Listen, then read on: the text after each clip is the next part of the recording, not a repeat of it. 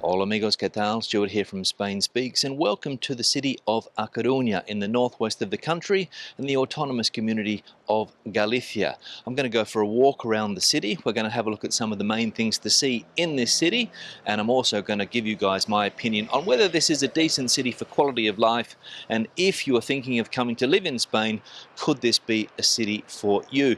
Now I'm currently standing on the main beach in the city, Riazor. I've got the main football stadium just in front of me there, and this is where all the action happens here in summer. And I'm going to go for a walk, as I said, around the city and end up on this beach again. So let's go. Now, as I said, this city is located in the northwest of the country. That's the Atlantic Ocean that I have there to my right, and that's one of the things that I like the most about this city, the Atlantic Ocean and everything that you can do in that ocean, especially surfing and things like that. But if you're not a surfer, don't worry, because there's plenty of other things to do in this city. So let's talk a little bit about this city. The population, it's not a huge city. It's big for Galician standards. I think it's the second biggest city in Galicia, behind Vigo. Vigo, of course, in the south of Galicia, A Coruña in the north of Galicia, and around 250,000 people. But what I will say is that it is a manageable city, and that's a pro. Now, if you're not familiar with Galicia, it's one of Spain's 17 autonomous communities, and inside Galicia there are 4 provinces. This one here, A Coruña province. You've also got Pontevedra province, Orense province, and Lugo province. So 4 provinces inside. 2 are on the coast and 2 are inland, more or less. Lugo has a bit of coast, but the main city of Lugo is an interior city. Now we'll get an idea of the cost of living here, looking at some of the prices of rents, for example.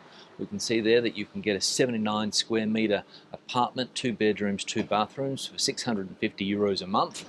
You can also get one there with 4 bedrooms for 850. 2 for 725, 3 for 830, so that's what you would be paying for accommodation here. Now you can get an idea for the type of architecture here. High rise, and that building there certainly is an example of a high rise. And people live in apartments in this city.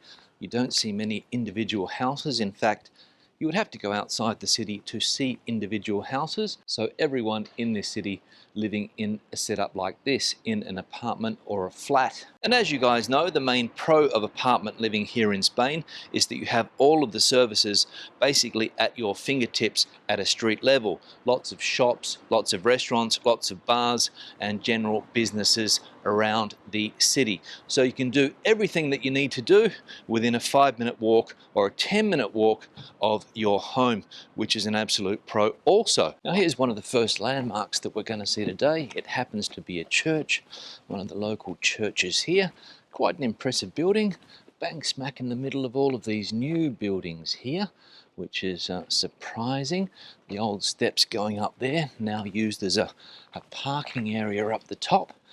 And I'm sure on a day like today, Sunday, which it is today, there'll be people attending a service at this church. And this is another thing that I like about the city of A Coruña. You come across these old remnants. This looks to be some type of bridge. In fact, this is called Paseo de las Puentes or Paseo de las Pontes in the local language, and a nice park area here.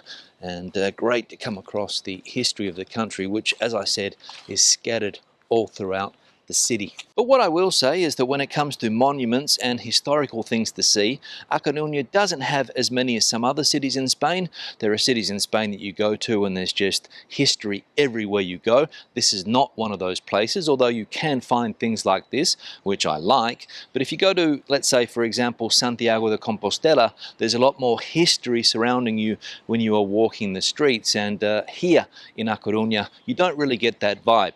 That's just my opinion. In fact, what stands out for me the most about this city is that it is a vibrant provincial capital, and that's a pro also. Now, another thing that I'll point out about this part of Spain is that you'll see a lot of eucalyptus trees. Look at the trunk on this one here, for example, huge. And coming from Australia, I sort of feel at home because, as we know, Australia full of this type of tree. And also here in the northwest of Spain, also in Portugal, you'll see a lot of eucalyptus trees, mainly because they grow very well in this climate. And I'm going to talk about the climate in just a tick.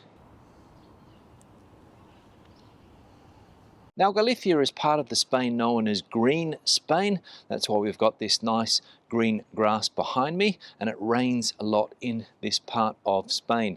Galicia, Asturias, Cantabria, the Basque Country, you get a lot of rain, and that's why it's green. Fortunately, today it's not a rainy day. In fact, the weather is unbelievable. I think it's going to be around 24, 25 degrees Celsius today. And from what I've read, spring, summer, autumn, the best times to visit this part of Spain. It's cooler, it's not as hot as some of the southern parts of the country, and you might get the odd shower of rain or two. However, the winters here can be unpredictable. Those Atlantic storms come through here very, very quickly. I imagine with strong wind, strong rain, and the rain here is one of those rains that comes in sideways, so it's very hard to protect yourself from that rain, especially when it rains hard. And it's also quite humid here, high levels of humidity, and I imagine that in those cold winter months, that humidity can really get into your bones. Now, it's a Sunday morning, 9:30 a.m. As you can see, the streets are fairly empty, not a lot of activity.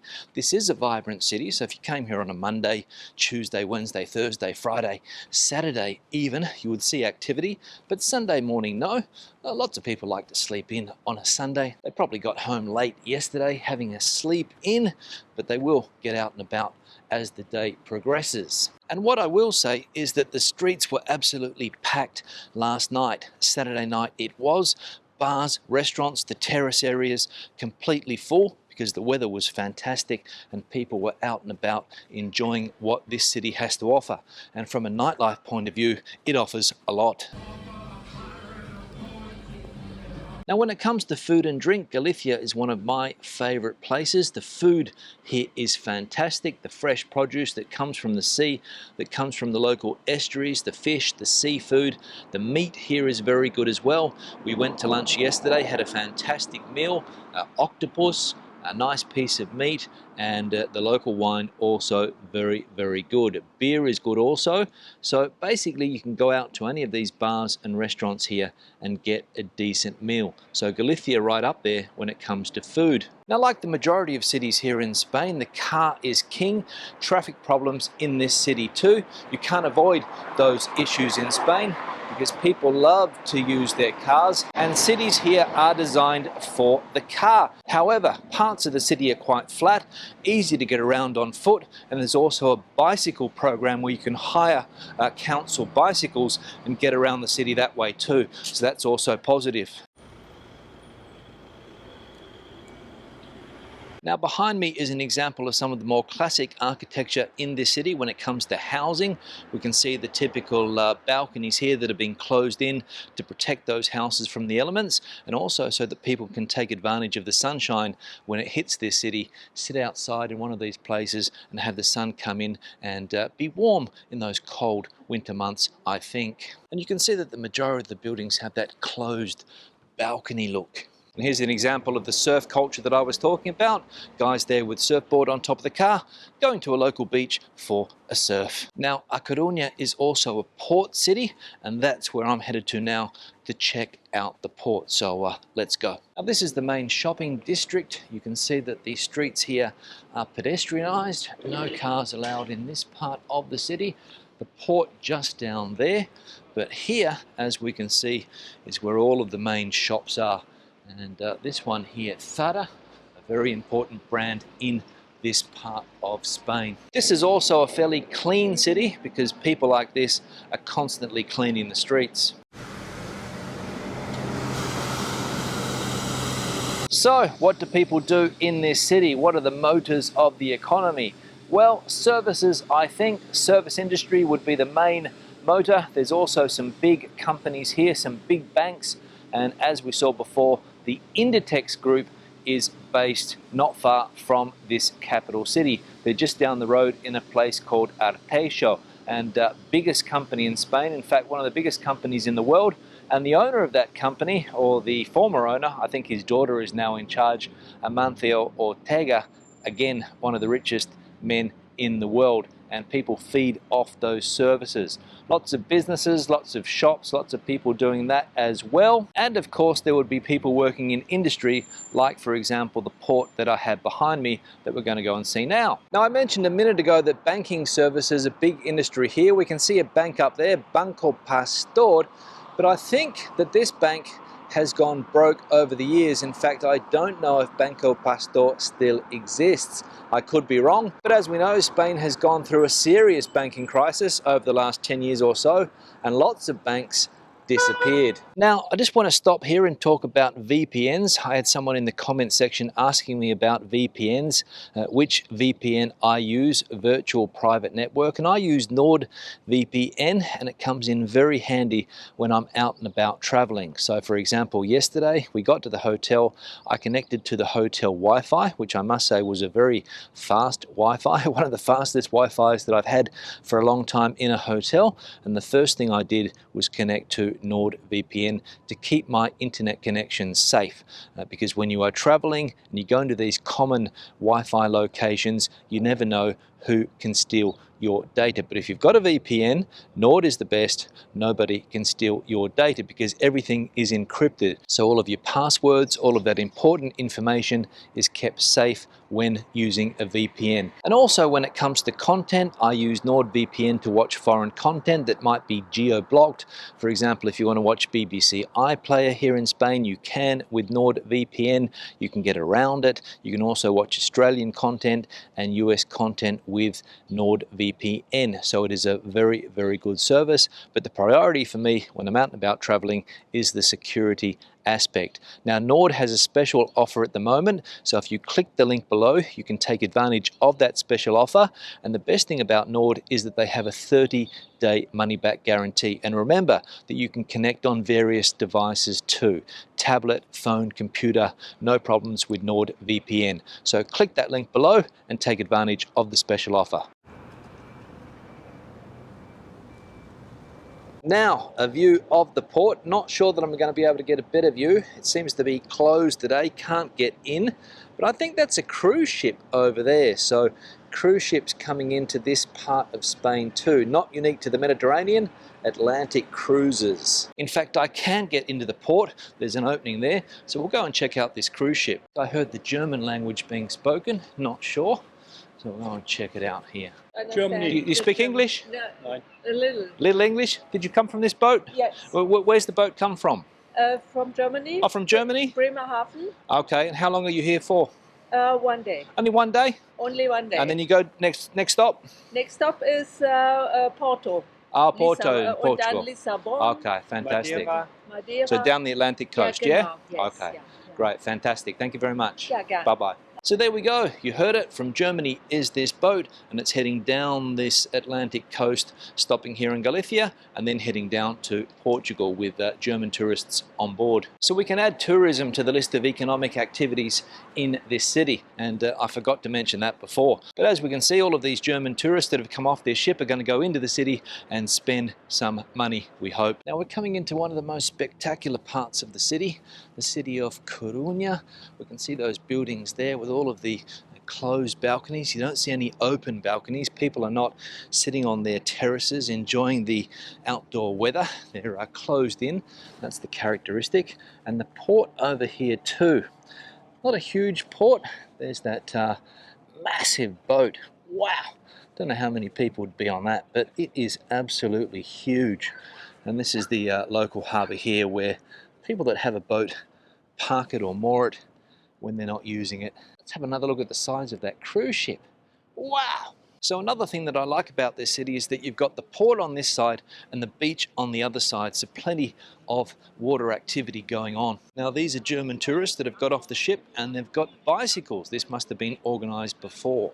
Straight off the ship and onto a bicycle tour, because as we know, they're only here for a day, so they've got to see as much as they can. Now when it comes to crime, I don't know whether this is a safe city or not, but when you've got thousands of tourists coming in and spending a day here, I imagine that there's going to be pickpockets like in most cities in Europe. So you've got to have your wits about you. Don't leave things lying around. Don't leave your bag lying around, your camera lying around or anything like that, because somebody will take it. But the vibe that I've been getting from the city is that it is is a fairly safe city, on par with other cities here in Spain. Lots of bars in this part of the city with these outdoor seating areas. Some of the prices that I just saw are a little bit expensive, because I imagine when people come off boats like that one, they're looking for something to eat and drink, and they go to one of these places which are close to the port, and most likely get ripped off. Let's have a look at some of the prices here. So we've got coffee, juice, and a piece of toast, €7. Cafe plus tortilla, €2.10. Not bad, but again, we'd have to see the quality. Another example of the architecture here and these closed-in balconies. Hola, ¿qué tal? ¿El casco antiguo está por aquí? Aquí justo, ¿no? Vale, gracias. Now, port to my right, and we're heading straight into the old part of the town, the Casco Viejo. So let's go and check it out. An interesting story, what just happened to me there. There were some people handing out brochures or pamphlets, thought I was a German tourist, spoke to me in German, so that's what happens when you look like this. You get mistaken for a German tourist. Now we'll go for a walk through the Casco Antiguo, and the first thing we come across is this magnificent religious building here. Bloke having something to eat there, or a coffee, maybe waiting for it to open. Let's take in this building here. Wow. Bars and restaurants next door. This would be a popular nightlife area, I imagine too. The youth of the city would pack these streets at night, no doubt.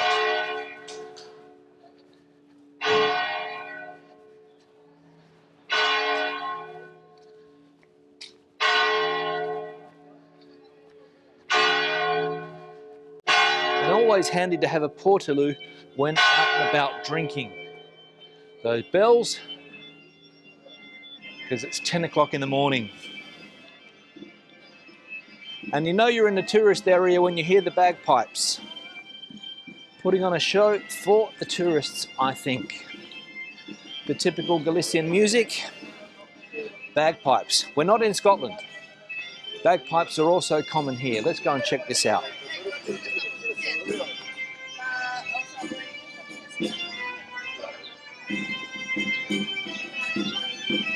And dressed in the traditional Galician way as well. Let's get a bit closer.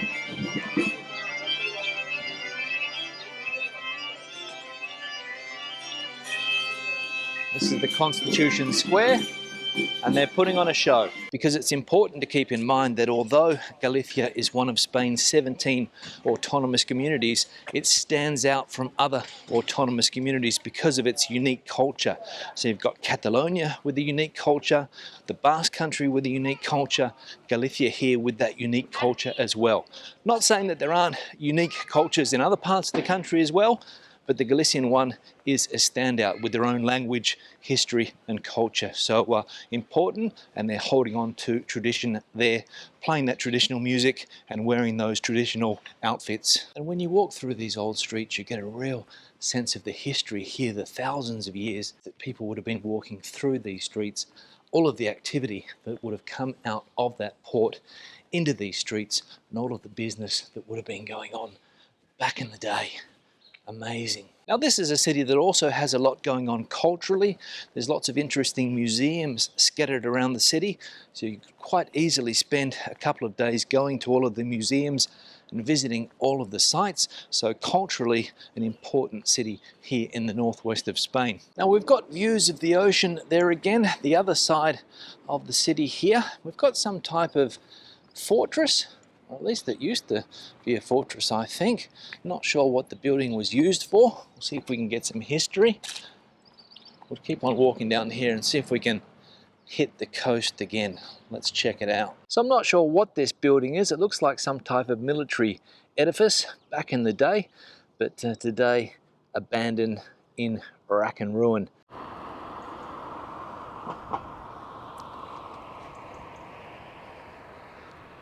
Now another thing I'll say about this city, if I compare Coruña with Vigo, a city that I visited 2 or 3 months ago, is that they are similar cities. They both have similar characteristics. They have ports, for example, maritime businesses around the place, and the general feel of the city is quite similar. Don't tell that to a local, they won't agree. There's a big rivalry between the two cities, so a local from here won't agree with a person from Vigo about that. But the vibe or the feeling that I'm getting is that they are similar cities. But if I had to choose between Vigo and Coruña right now, I reckon I'd choose this one. Now also, when it comes to general cost of living, we saw some of the rental prices at the beginning of the video, but food and drink prices, I don't think they're all that expensive.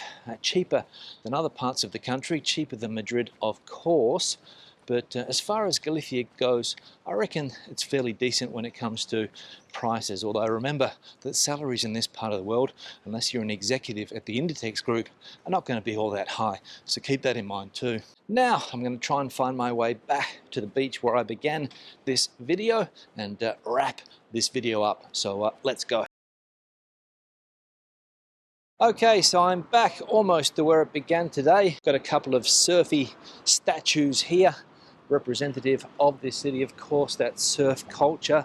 So magnificent views here of the Atlantic Ocean and this bay and the beach down there, and some people taking a swim on the 8th of October 2023. And it's from here with this magnificent view that I'm going to wrap this video up.